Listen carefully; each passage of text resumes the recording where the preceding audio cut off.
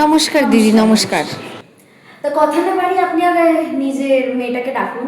আসলে ও একটু কাজ করছিল। আমার মেয়ে বিএ এমএ তার সাথে পিএইচডি করেছে। না না না, দেখুন এইসব জেনে কি হবে বলুন। আমাদের মেন কথা হচ্ছে যে আগে আপনি নিজের মেয়েকে দিয়ে চাকরিটা ছাড়ান। এই মা, মেয়ে চাকরি কেন ছাড়বে? ও 1 লাখ টাকা ইনকাম করে। ইনকাম করুক বা 2 লাখ টাকা ইনকাম করুক, আমরা তো কোনোদিনই চাইবো না যে আমাদের বাড়ির বউ বাইরে গিয়ে ইনকাম করবে, তাই না? আচ্ছা, তা আপনার ছেলে কত ইনকাম করে বলুন? আমার ছেলে আমার ছেলে তো বছরে 12,000 টাকা ইনকাম করে। ওরে বাবা, বছরে 12,000? বেশি, এই মার্কেটে 12,000 টাকা ইনকাম করা আপনি বলুন কম কথা?